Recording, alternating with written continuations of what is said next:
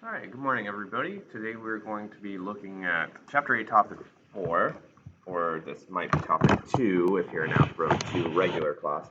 But for the honors class, it's Topic 4.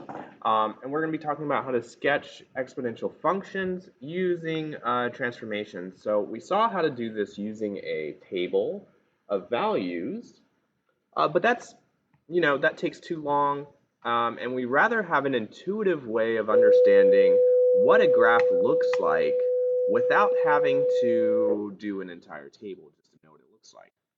So this is based around transformations, identifying a parent function and then applying transformations to that parent function. So when we have an exponential function in the form of a times b to the x minus h plus k, we first identify the parent function, which is without the vertical and horizontal shifts, without the minus h, without the plus k. So it's just the a times b to the x. Now we do want to know, is this a growth model or a decay model?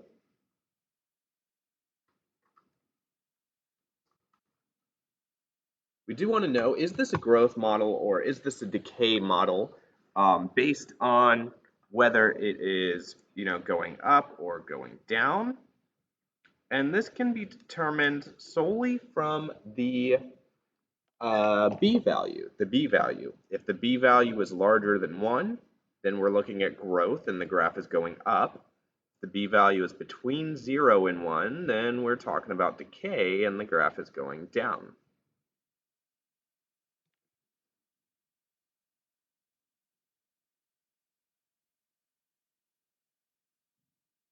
After we identify whether the graph is growth or decay, we then identify the y-intercept of the parent function, which is just the a value.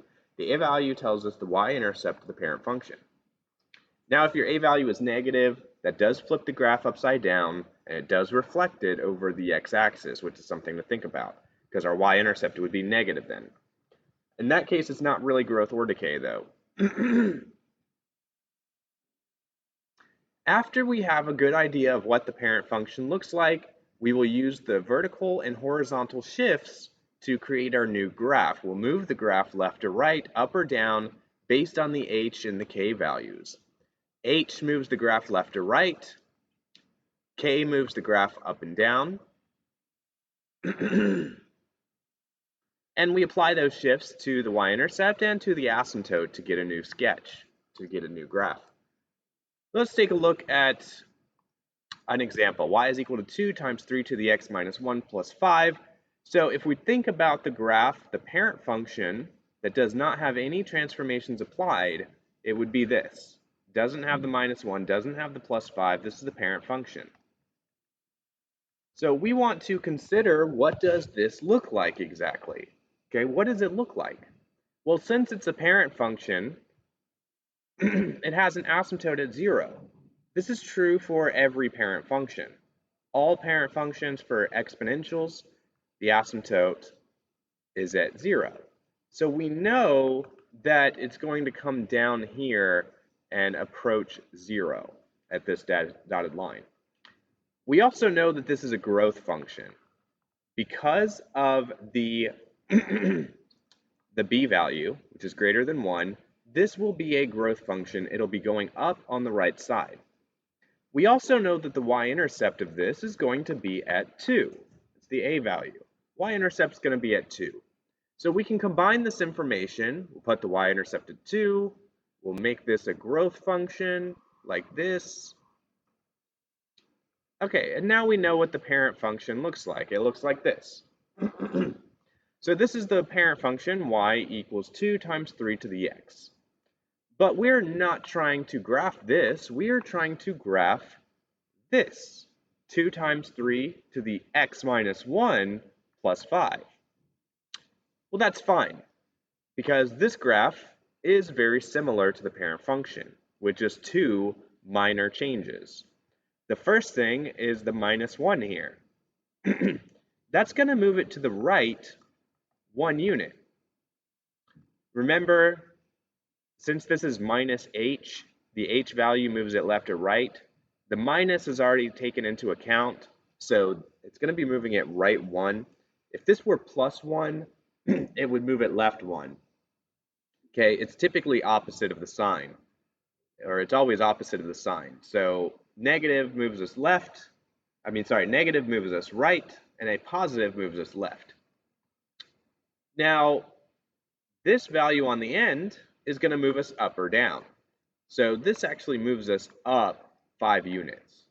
Okay, so if we want our new graph, we just need to move the asymptote and move the y-intercept. Okay, so I'll move the y-intercept. It's going to go right 1 and up 5. So up 1, 1, 2, 3, 4, 5. So now it's here, and I'll move my asymptote. And I don't really have to move the asymptote right or left because that doesn't change anything, but the asymptote is going to move up 5. So the asymptote is now here. So my graph looks like this. It looks exactly the same. It's still growth. It's still going up, but it's been shifted to the right 1 and up 5. And now I can erase this blue one because the blue one was just a reference to help me get the pink one. And this is much easier than doing the entire table. Now I have my graph. I know that my graph looks like this. And this is a pretty good estimate of what the graph of 2 times 3 to the x minus 1 plus 5 looks like. And if I graph this on Desmos, it would look very similar to this.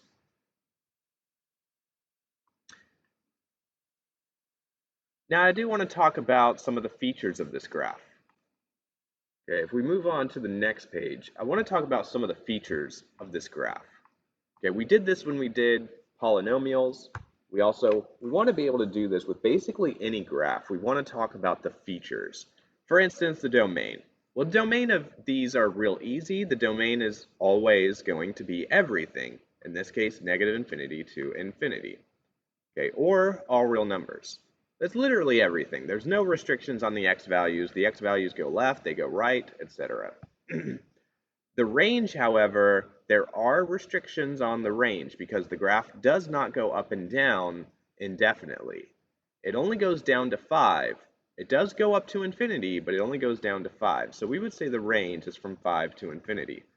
Now, if you remember, we can have intervals of increasing and intervals of decreasing. This is where the graph is going up or going down. Exponentials typically only have one of these because it's either going up or it's going down. So this one in particular does not have an interval of decreasing, okay, because it's not decreasing anywhere. And the interval of increasing is everywhere. It's always increasing. So we could say the interval of increasing is from negative infinity to infinity. It's literally always increasing from left to right. Now the end behavior, remember we write our end behavior like this. We describe the left side, so as x goes to infinity, f of x goes somewhere, and we describe that's the left side, negative infinity, and then we describe the right side, as x goes to infinity, f of x goes somewhere. Now typically when we did polynomial functions, these were either infinity or negative infinity, because they either went up to infinity or down to negative infinity. That's not the case here, okay, because we can see here that, let's first describe the left side. As x goes to negative infinity, well, the function's not actually going down to negative infinity. It would be going all the way down here. It's actually going down to 5. Okay, it's going down to the asymptote. So on the left side, as x goes to negative infinity, the function goes down to 5, goes down to the asymptote. However, on the right side, as x goes to infinity, the function is also going up to infinity. Okay, so the end behavior here is left side going down to 5, right side going up to infinity. Okay, I kind of need my room there.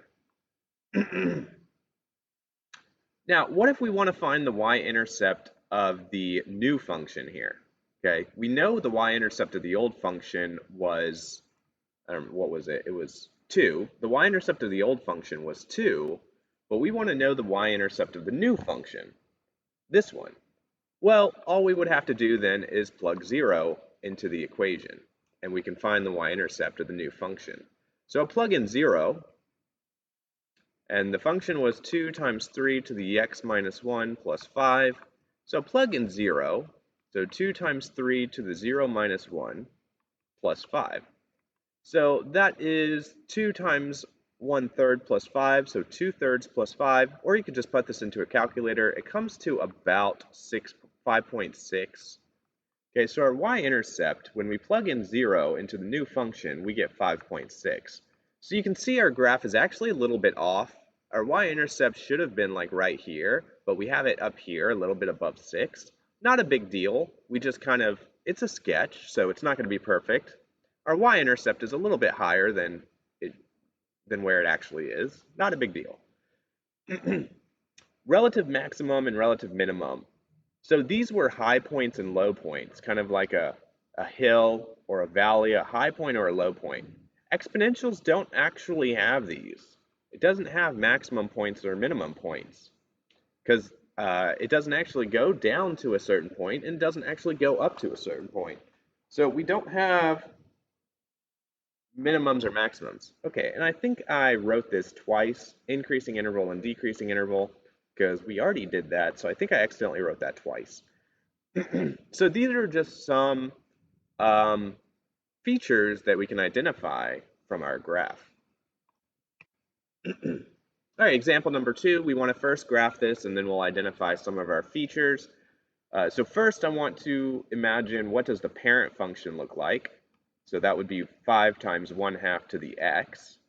Well, this is decay because the b value is less than 1. It has a y-intercept of 5. And of course, the asymptote is at 0. The asymptote of the parent function is always at 0. So we can get a pretty good idea of what the parent function looks like. So the asymptote's at 0. It's got a y-intercept at 5. And it's decay, so it comes down like this. And then the other side is where it's going up, on the left side. However, I want to know what the new function looks like. So the one with this one right here. And this has two transformations applied to it. Okay, it has the +3 and it has the -5. The +3 is going to move it to the left 3, and the -5 is going to move it down 5.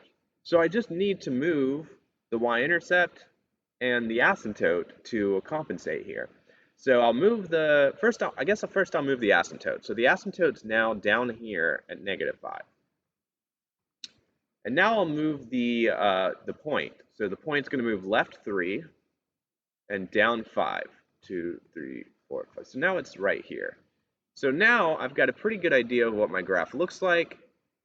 Comes down on the right side. On the left side, it's going up like this.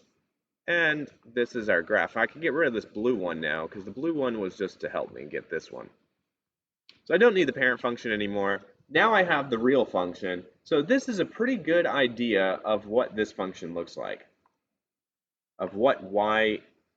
So this would be a pretty good sketch of y equals 5 times 1/2 to the x plus 3 minus 5. Let's see if we can identify some features from this, same as we did before. So our domain, of course, our domain for all of these functions is always the exact same thing. It's always literally everything, -infinity to infinity. Now, what about our range, though? Well, our range goes, the lowest that this goes is down to -5. I guess I pasted this graph a little bit weird. Wait a minute. Oh, yeah. Let me see if I can fix that.